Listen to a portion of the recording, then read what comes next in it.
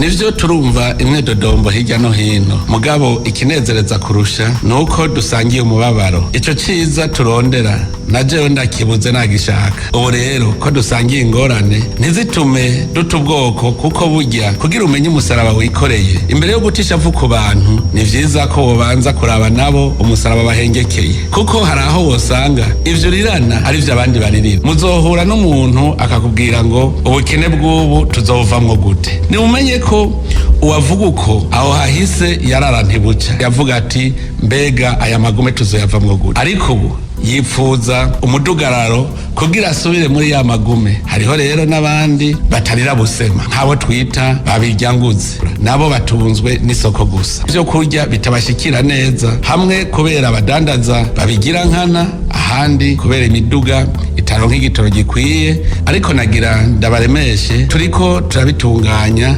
kugira ubu bwa vuba bizobashikire ku kiguzi c'ababana n'ico mu zindi ntara. Nyigeza amakaribira mu mazu, umuntu agafatanwa 5 litres de carburant, 3 litres de carburant mu nzu, uyo abikorera iki?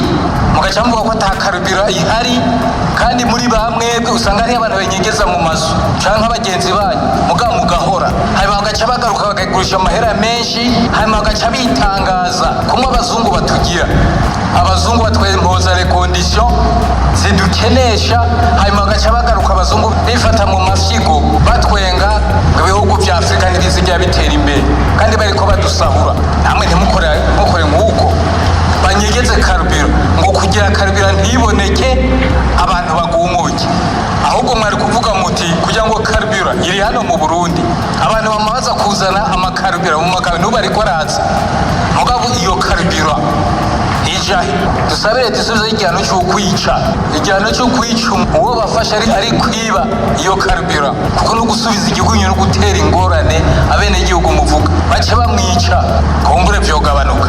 Ariko twebwe ntidukereye twebwe nyene, ntitushireho twebwe nyene twitera ingorane, hanyuma tuvuga ngo leta ntiriko irakora, abantu rara badasinziriye muri leta kugira ngo ico gitoro kiboneke. Harimo ibintu bimwe muvuga, kumbura umuntu akibaza ko kumbura hariho bimwe mutabona.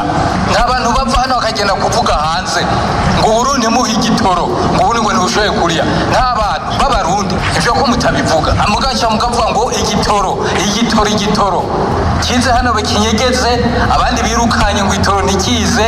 Abo bose ntabo muvuga, ntabo mubona. Ntabwo ari kiba cy'igitoro, ni ikibazo c'abantu. Nagusaba ukanda like, subscribe, hari igitekerezo cyangwa inyunganizi